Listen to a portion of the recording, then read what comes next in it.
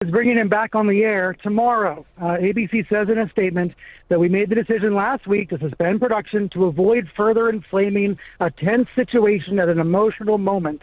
But now, after having thoughtful conversations with Jimmy, the ABC says we reached the decision to return the show on Tuesday. So Kimmel's getting back to work. Wow, Brian, that is significant, especially given that some of the players outside of Disney in a corporate setting, like Nexstar and Sinclair, they essentially have deals that allowed them to preempt his show, and that's part of the reason that it was suspended. Yeah. Do we know how they might react to this? We don't, and that becomes the big question now. Will these local station affiliates choose to air Jimmy Kimmel Live, or will they continue to protest the comedian, even though the network is bringing him back nationwide? ABC does gently chastise Kimmel in this statement. The statement says, quote, "The decision to suspend him, we made it because we felt some of the comments were ill-timed and thus insensitive." So they're very gently saying they disagreed with Kimmel last week, but obviously they're bringing him back as of tomorrow. And we don't know, obviously, all of the considerations that went into this, Brian, but I would say leaders, obviously, at ABC and Disney have had the benefit of a few days of feedback. Yeah, including from Disney employees who were very disturbed, including from Hollywood stars and showrunners, the kind of people Disney wants to work with, and from free speech groups, politicians, even some Republican politicians like Ted Cruz. We know the condemnation of Disney has been widespread. Now, what we don't know yet is what the counter reaction will be from President Trump and his allies. That's a really good point. Brian, please stand by. Terry, your reaction to this news? It's great news. It's great news. And I think you're absolutely right, and Brian is absolutely right. This was a community standing up for the rights of Jimmy Kimmel and all people who speak in public, entertainers and we're journalists and all of them. And it worked, at least with the head of Disney. And it makes good sense because they would have won in court. One thing that gets lost in this, you do not lose your First Amendment rights because you have a broadcast license. The Supreme Court has been clear on this. The government cannot take your license because of speech they don't like. You were talking about Katharine Graham when the news broke, and these are the considerations of these bigger companies about how they're going to handle this and how they're going to think about it. They do have the benefit of some history as they do consider these moves. Right. Well, Katharine Graham, when Nixon threatened to take her FCC, the Washington Post's FCC licenses, they had some local stations. It was a main source of income. She published them anyway. She said, forget about it. And that kind of corporate courage is rare, especially in the face of an administration that exceeds by many orders of magnitude any other presidency trying to silence speech it doesn't like. If we still have Brian, I want to go back to him because one of the interesting bits of reporting that we got over the last few days was that Kimmel was actually preparing a monologue that would up the ante against some of the feedback that he got from the Trump administration. I mean, can you imagine, Brian, what might be formulating in terms of a response when he gets back on the air? Right, Kimmel wanted to defend himself. So now Tuesday night's monologue becomes even more interesting. What he will be critical, and it might affect what local stations decide to do going forward. Yeah, certainly will.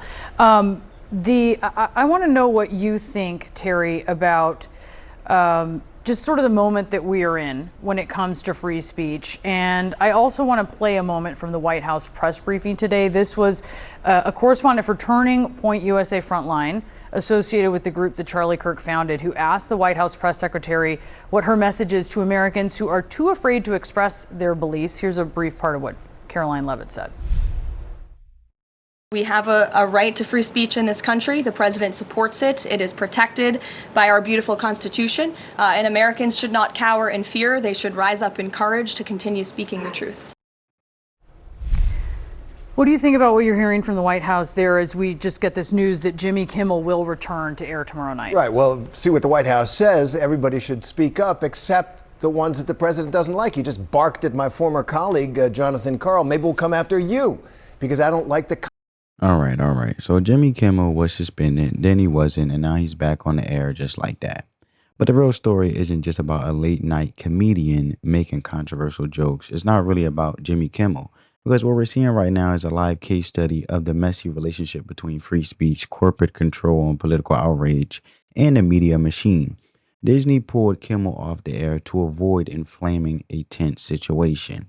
Because we all know that Jimmy Kimmel had actually had a comment in regards of Charlie Kirk's assassination, because Charlie Kirk, well, obviously we know who was murdered, and it was a horrific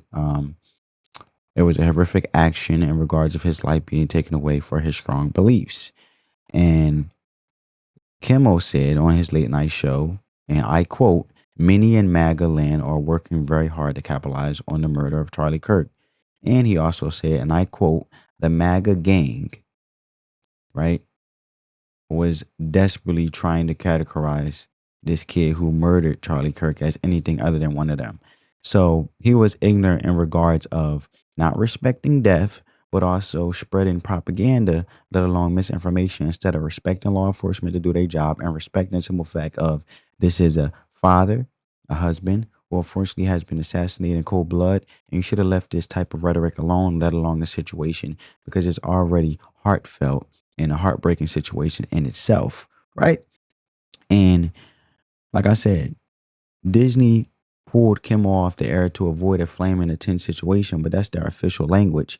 A week later, he's back on ABC, as we know, as you guys just heard. But what changed? Was it the pressure from free speech groups? Was it the backlash from Hollywood elites and showrunners who know how viable a platform like Kimmel is? Or was it a cold business calculation? Once Disney realized that pulling him only made things worse for their brand. Let's keep it all the way real. But what we're watching unfold isn't about principles, it's about power. And when you're in the media game, especially under a corporate giant like Disney, power gets passed around like a hot potato depending on who's yelling the loudest. And this video is not about jumping on cancel culture bandwagon or defending anyone blindly. I'm not here to stand for Jimmy Kimmel or ride for Disney. I've been off the Disney train for a while now, right? And look, plain and simple. I just been off the Disney train for a while. But I don't believe in ruining someone's livelihood because they have said something you didn't like. But here's the truth. You could believe in free speech and believe in accountability. You can believe in both. You can support someone's right to speak and criticize what they say. You don't have to pick a team, but what you have to do is think critically about these situations are being manipulated, not just by the media, but by corporations, political actors, and even you and me in the comment section. So in this video, we're breaking it all the way down and what happened really to Jimmy Kimmel, and we're having a conversation, right? And why the suspension happened, what Disney and ABC were actually protecting, and why this controversy goes way deeper than the late night TV. Because the way we handle speech in this country is changing. If you're not paying attention, you're not just going to miss the plot. You are the plot. So Jimmy Kimmel, right? Host on Jimmy Kimmel Live on ABC. Got suspended, not fired, not canceled, just paused. That's the official line from ABC and Disney. They said production was temporarily suspended to avoid further inflaming a tense situation. Translation, he said something that pissed off the wrong people at the wrong time and corporate didn't want to smoke. Simple. So what exactly did Kimmel say? I already let you know what he said in regard to the comment when he took a jab at Charlie Kirk, many considered over the line. Right? So now, in typical late night show fashion, Kimmel's built his brand on pushing boundaries, but this time it hit different because the backlash didn't just come from viewers, it came from the affiliates.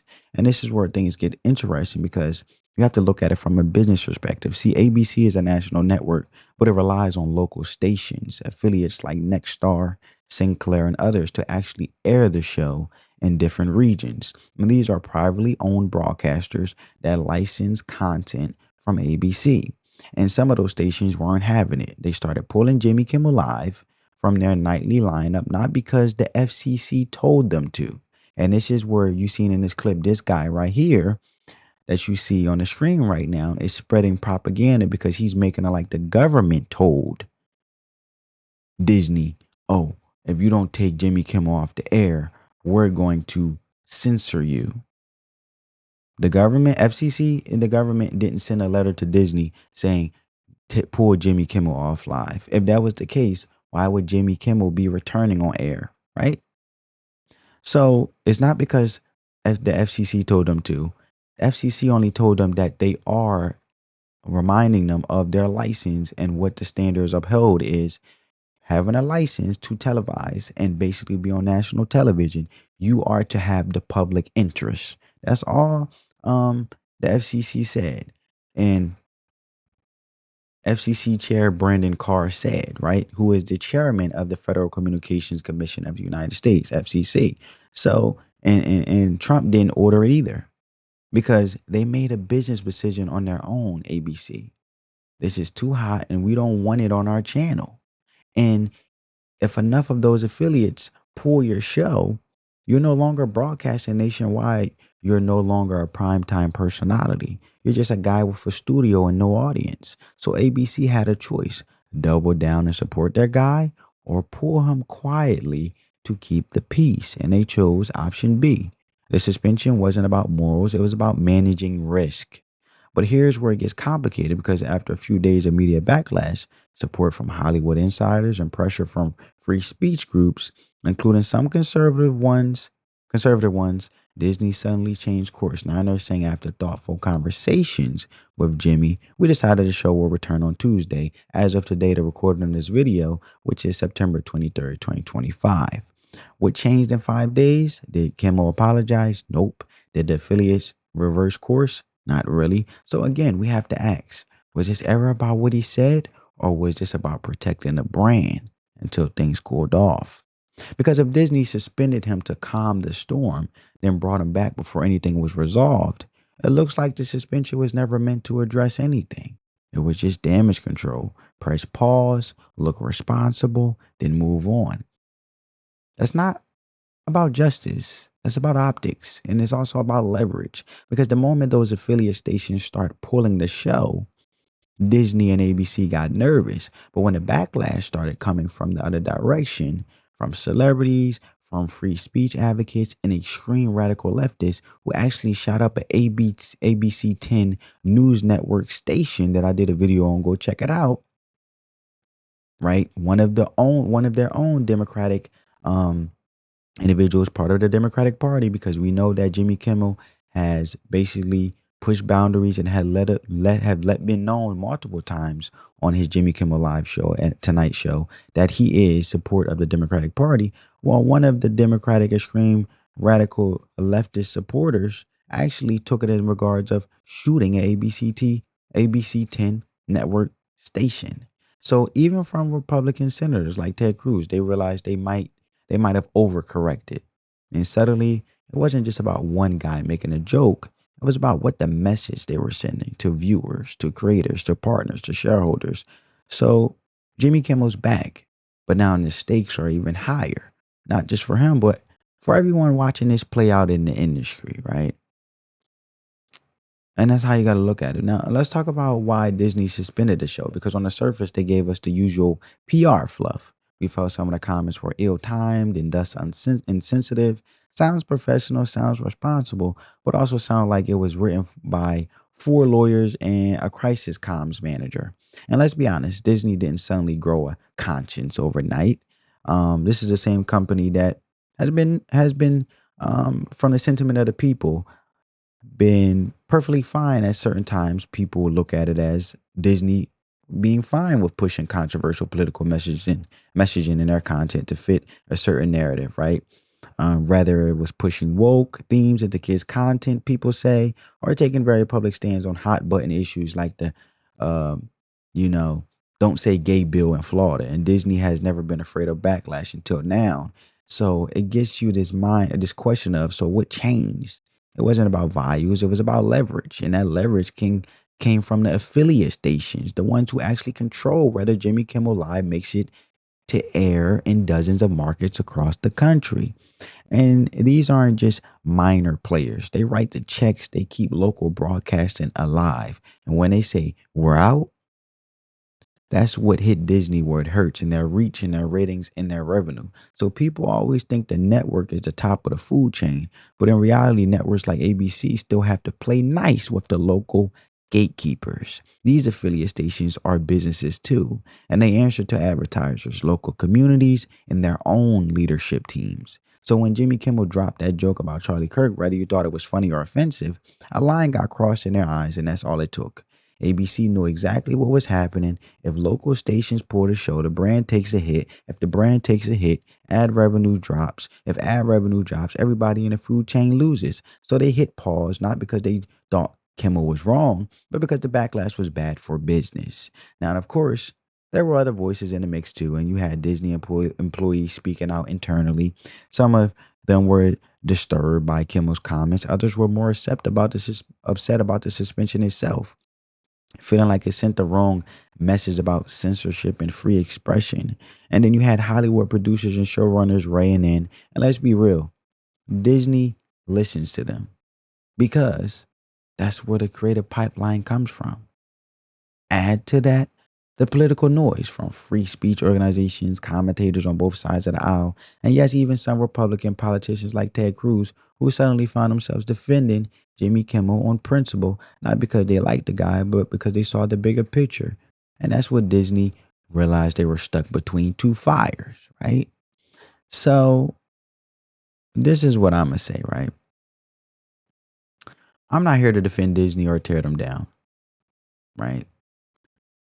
But the Jimmy Kimmel situation, it's not about free speech or politics. It's about consistency and accountability. I don't support canceling people over a hot take or a bad joke. I'm not the person rooting for someone to lose their livelihood, their income, their job to provide for their family.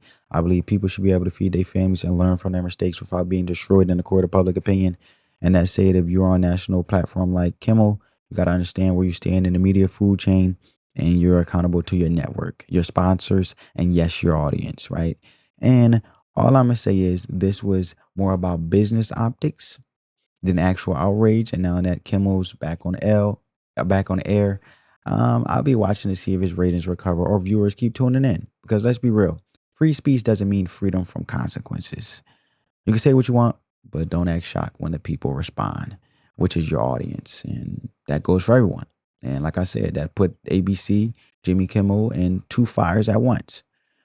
No matter where you stand politically, don't act shocked when people respond, right?